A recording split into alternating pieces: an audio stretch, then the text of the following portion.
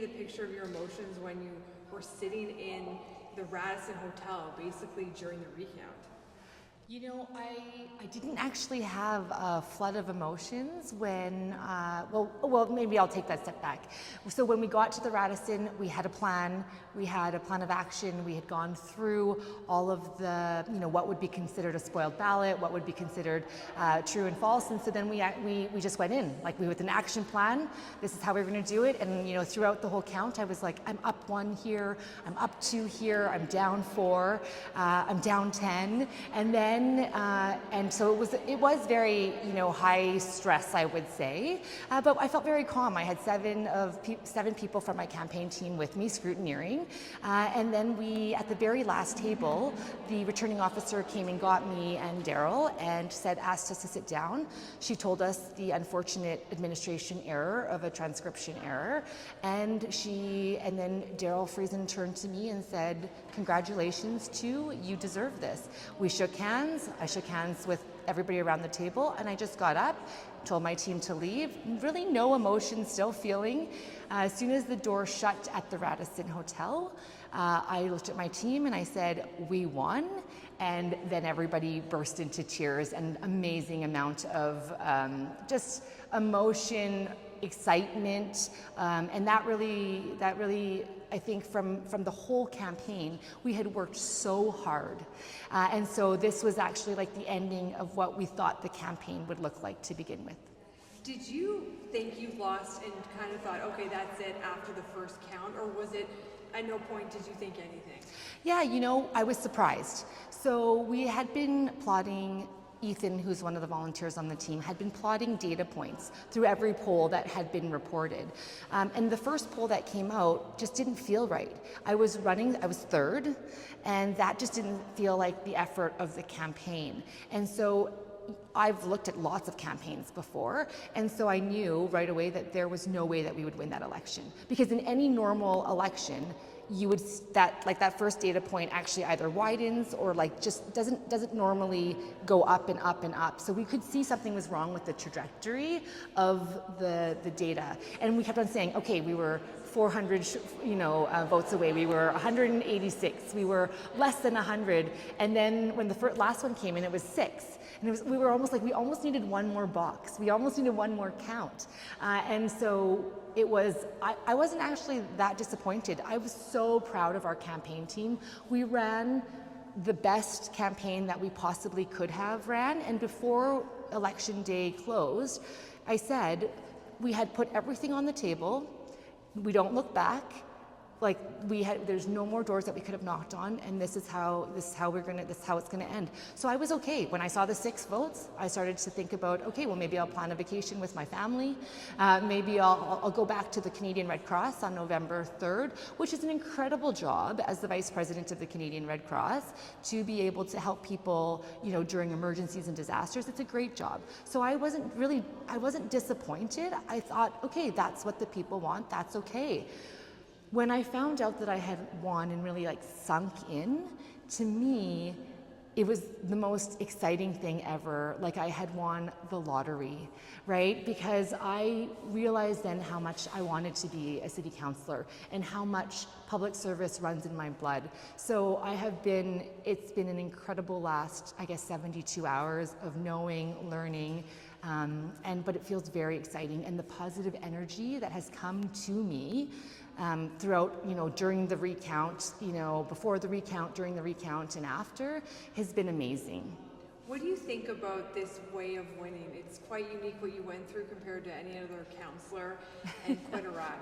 It's interesting because when you look back, I did miss the polls coming out and me being first, and I missed that feeling. But my husband says to me, I can't do anything normally. And so I can't lose normally or win normally. And I think that, not thinking that I wasn't into where I was, I don't think anybody's going to get that type of feeling again. So I think I got the better part of it. On the note of polls, and obviously this election had a lot of complaints. Yeah. What did you think of all this? Like, do you think polls are outdated, or maybe they are useful? Do you think the way the election was run in terms of the polling stations, the counting, the arrangements of lineups, and the documentation and filling out forms, all of that?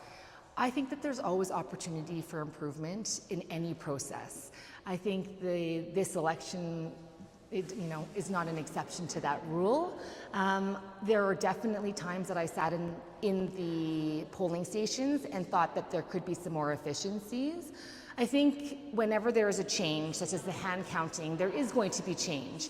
And so sometimes you don't understand what processes and what SOPs or standard operating procedures need to be a part of that. And I think we learned from this election what could look better in the next 4 years. I was disappointed that people who wanted to vote couldn't vote. That is true, because I truly believe in democracy, and anybody that wants to vote for somebody should be able to.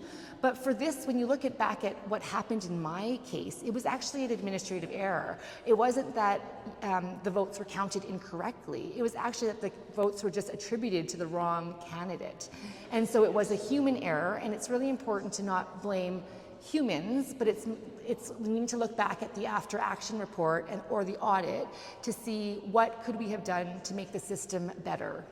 Because you had an inside look of that whole experience and them finding essentially a box, can you explain to me, or have you spoken with other candidates from other wards that feel a little bit not slighted, but kind of a lack of peace of mind in terms of how the votes were counted? I know I spoke with a few, and some want to ask for a recount because they just saw so many issues. Yeah, I think a lot of people will think that it's the 6 votes that triggered the recount. It actually wasn't an automatic recount. What happened was, when the numbers came in, I believe every poll had me winning, and one poll had me losing by a drastic amount. So I think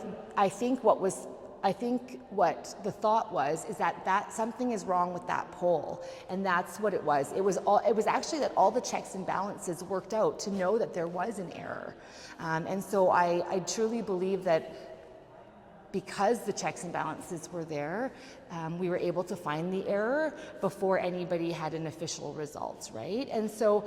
And it wasn't that we lost a box, because I think all of the news came out at the same time. So for one ward, there were 5 boxes that were uncounted, but that wasn't my ward. And I think a lot of people are putting those two together.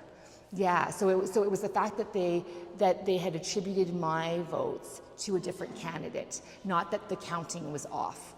So I think is the point you're trying to make, that for anyone feeling a little bit uneasy about how things went, obviously especially those who didn't win, do you think that the counting was fair and that the recounts maybe aren't as necessary in other wards? Or I guess what would your advice be to them? From us doing the recount the second time, I would say that the counting was spot on. There was a few ballots that our scrutineers had taken a look at and made sure that they were spoiled or disqualified, but overall the counting was pretty close. It was the administration error that really got this one. Okay. Mm-hmm. So you're heading into your first time ever being a councillor in the city of Edmonton. What would be your first order of business or priority that you want to fix in this city or on that council? I think public safety is the number one thing that we're hearing right now. Having a plan for the people who are homeless or the people who are unhoused, that is a very big priority, especially when we are moving into winter season as well. And people want to feel safe in Edmonton. People deserve to feel safe in Edmonton, in their city, in their communities, on the bus, on the train. And so that's one thing that is the most important. In order for that to be successful, we need to rebuild, just have better relationships with all levels of government, and including making sure that we as a council make sure that we understand what our priorities are, and that we build relationships so that we understand what our priorities are in all the wards. And what a great time after we've done all of this door knocking to know exactly what our residents are saying. Because I asked this prior to the election to a lot of candidates, and because it's coming up, how will you balance fiscal responsibility? Yeah, for me, I think that a lot of the fiscal responsibility that we've seen in previous has been trying to look at what we have existing. I would like to look at things of what we could have that are more innovative, that we haven't seen before. If we keep trying to do the same thing with the same process, we're going to get the same results. But I've taken, I'd like to be able to dig down. I would like to see the budget, which will be one of the first orders of business of this new council, and be able to see about what are the options of doing things differently, partnering. What do people do in other municipalities that maybe Edmonton could take a look at? And that's the way that I want to look at fiscal responsibility. I absolutely believe it's one of my core principles of my campaign, is that I want to spend the money like it is my own money. And so we need to be able to stretch every dollar as far as possible, but making sure that we have city services as well. I know this is kind of a long ways away, but when you are finished your term, this first term, maybe for second, who knows, what's one thing that you want people to remember you accomplished at the end of it? One of the things that I would love after four years is to really build a relationship with all of our residents. I knocked on, the team and I knocked on over 37,000 doors. We planted over 1,200 signs. And for me, it's about the engagement. So after 4 years, I would like them to have met me, and I would like them to think, yeah, she was part of our community, and we like what she did for our community, regardless of whatever that was. Lastly, just so people might, in case they don't know, as you start your new job, essentially, what's the order of business? I mean, what does your week look like? When can you finally maybe be a part of decision making, or what's the next couple of weeks look like? Yeah, so, on Friday we actually moved into our offices, so we've already started that, hired our staff. Yes, Monday morning is orientation, Wednesday is swearing in, and it's pretty much the first 2 weeks are a bit of learning and preparation and relationship building.